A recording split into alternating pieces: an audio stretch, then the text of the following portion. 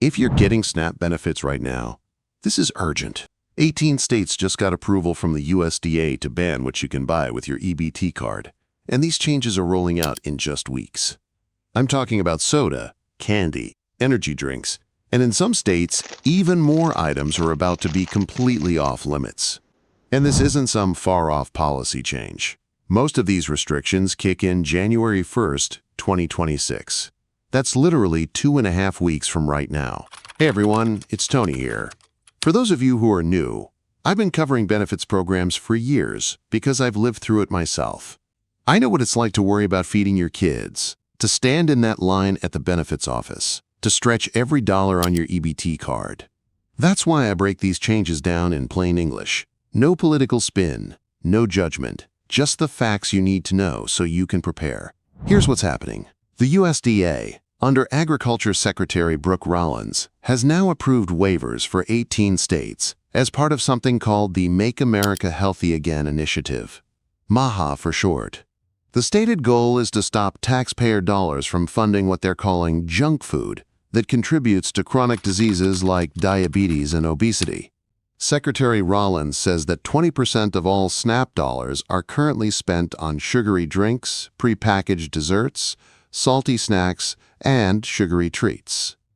The USDA claims that restricting these purchases will promote healthier eating habits and improve health outcomes for low-income families. Health and Human Services Secretary Robert F. Kennedy Jr. has been pushing this hard, saying we can't keep funding programs that make people sick and then paying again to treat those illnesses. But here's the reality. This is going to affect how you shop, what you can buy for your kids, and it's happening fast. Let me walk you through exactly what you need to know. If you get SNAP benefits and you live in one of these 18 states, this affects you starting in 2026. Here's the full list. I'm going to keep this up on screen so you can screenshot it or pause the video. The 18 states are Arkansas, Colorado, Florida, Hawaii, Idaho, Indiana, Iowa, Louisiana, Missouri, Nebraska, North Dakota, Oklahoma, South Carolina, Tennessee, Texas, Utah, Virginia, and West Virginia. If your state is on that list, pay close attention because every single state has different rules about what's banned and when it starts. This isn't a simple blanket ban where every state is doing the exact same thing. Some states are only banning sugary drinks. Some are banning candy too. Some have rules about energy drinks. Some are banning prepared dessert foods. It's honestly a mess, and I'll explain why in a second. All right, let's talk about what's actually being banned.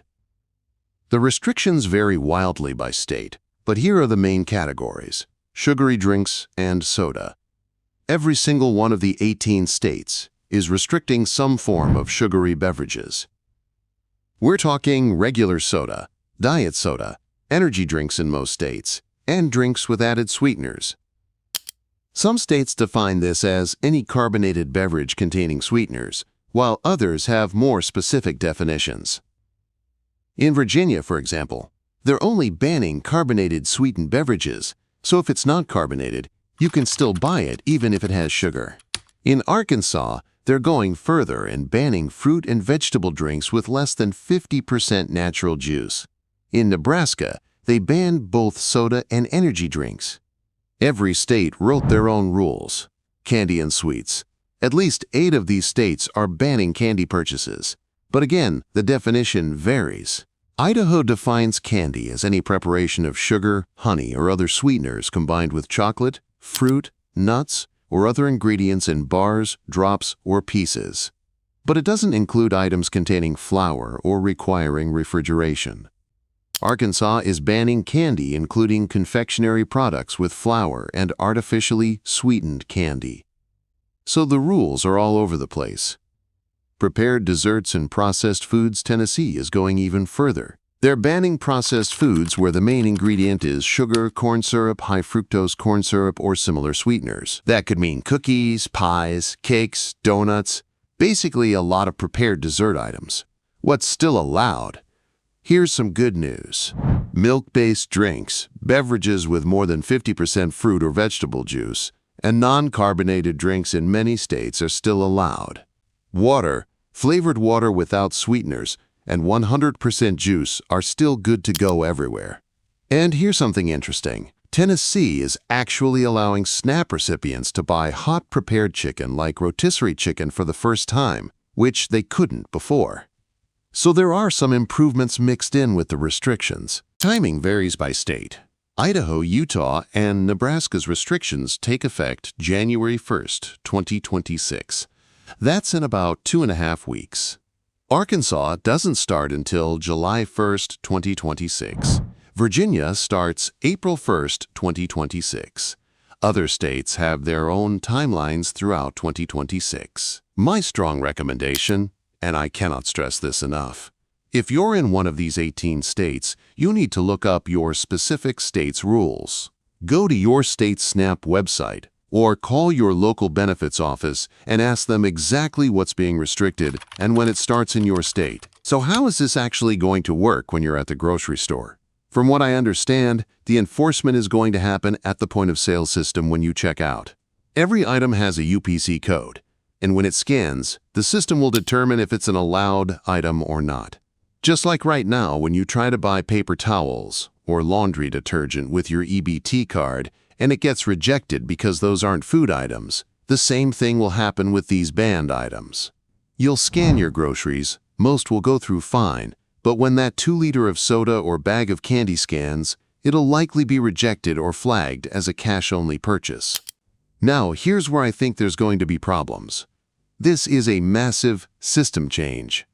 Retailers have to update their systems to recognize which products are banned in which states.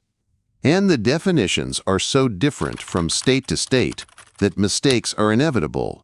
I would not be surprised if in the first few months of this, you try to buy a completely normal food item, like a loaf of bread or a box of cereal, and it gets flagged as prohibited by mistake. The system is going to have glitches. You might have to talk to a manager, show them the item, explain that it shouldn't be on the banned list.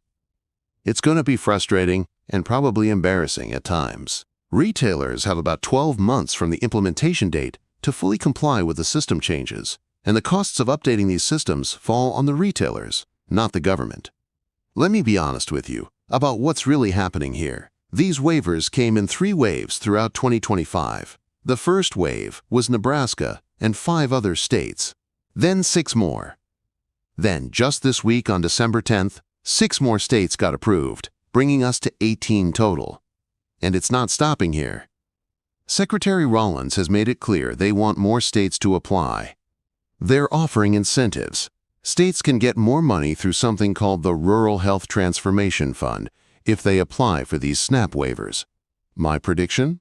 We're going to see somewhere between 25 to 28 states eventually adopt these restrictions. Maybe even more. About half the country by the time this is fully rolled out. The Trump administration is calling this a, quote, a whole-of-government approach to fighting obesity and chronic disease. Whether you agree with that approach or not, it's happening, and you need to be prepared. All right, here's your action plan. Step 1. Check your mail. Your state SNAP office should be sending out notices about these changes. Do not throw those letters away. Read them carefully. If you haven't gotten one yet and you're in one of the 18 states, call your local benefits office right away. Step 2. Research your specific state's restrictions. I tried to research every single state's specific rules to give you a complete breakdown, but honestly, it became so convoluted and confusing that I realized it would be impossible to memorize all the details. Each state has different definitions, different banned items, different effective dates. You need to look up your specific state's rules. Go to your state's SNAP website, call your benefits office, or search online for your state name, plus SNAP Waiver Restrictions 2026. Get the specific list of what you can't buy anymore. Step 3. Plan your shopping differently. If you regularly buy soda, candy, or energy drinks with your SNAP benefits, you need to plan ahead. Either budget cash to buy those items separately, or start adjusting what you buy. I know that's not easy, especially if you have kids who expect certain things, but you need to be ready for those items to be rejected at checkout. Step 4. Be prepared for checkout issues. For the first few months of 2026, expect some confusion at the grocery store. Bring a little extra patience. If an item gets rejected that you think should be allowed, Politely ask the cashier to check with a manager. Keep your receipts. Document any major errors. Step 5. Share this information. If you know other people on SNAP in your state, please share this video with them. A lot of people have no idea this is coming. The more people who are prepared, the less chaos there will be. Look, I'm going to give you my honest take on this, and you can agree or disagree. I get what they're trying to do with the health aspect. Nobody wants kids getting diabetes. Nobody wants to see people suffering from obesity-related diseases. Those are real problems. But here's what bothers me. The people making these rules aren't the people living on SNAP benefits. They're not the single mom working 2 part-time jobs who buys her kid a soda as a treat once a week because she can't afford to take them out for ice cream. They're not the person dealing with depression who sometimes just needs something that brings a tiny bit of comfort. And let's be real, if we really wanted to make America healthy, we'd make healthy food more affordable and accessible. We'd increase SNAP benefits so people could afford fresh produce without having to choose between that and paying rent. We'd put grocery stores in food deserts. We'd raise wages so people aren't working full-time and still need food assistance. But instead, we're restricting what poor people can buy while doing nothing about the fact that processed food is cheaper than fresh food, or that people working 60 hours a week barely have time to cook healthy meals from scratch. I'm not here to tell you how to feel about this, but I am here to tell you it's happening whether we like it or not, and we need to deal with the reality of it. Here's some positive news. Not everything about these waivers is restrictive. Some states, like Tennessee, are actually expanding what you can buy. Allowing hot prepared chicken is a big deal because that's a ready-to-eat protein option that can help people who don't have good kitchen facilities or time to cook. And honestly, if this does push people toward buying more whole foods, more fresh items, more nutritious options, that's not a bad thing. The problem is when people don't have the choice, because healthy options are too expensive or not available where they live. Also, your benefits amount isn't changing. You're still getting the same amount of money on your EBT card. You just have to be smarter about what you buy with it. We're watching this closely, and I'll keep you updated as more states get approved and as these rules roll out. If there are major issues, glitches, or changes, I'll make follow-up videos. I also want to be honest with you. There's going to be some trial and error here. The first few months of 2026 might be rocky, but we'll get through it together. All right, here's what I want you to take away from this video. 18 states have been approved for these SNAP purchase restrictions. Most start January 1st, some later in 2026. The rules vary wildly by state. You need to research your specific state's restrictions if you're on the list. Be prepared for checkout issues. And don't let anyone make you feel ashamed about being on SNAP. These programs exist because we all need help sometimes. If this video helped you understand what's happening, do me a favor and hit that subscribe button. Drop your comments below. I want to hear from you. Are you in one of these 18 states? What do you think about these changes? Have you already started seeing notices from your benefits office? And please, if you know anyone else on SNAP benefits, share this video with them. The share button is right below. We need to look out for each other because these changes are coming fast. I've got other videos on how to maximize your SNAP benefits, tips for shopping on a tight budget, and resources beyond SNAP if you're struggling. I'll link to those in the description. Take care of yourself, stay warm out there, and happy holidays for real. We're going to get through this together. I'll see you in the next video.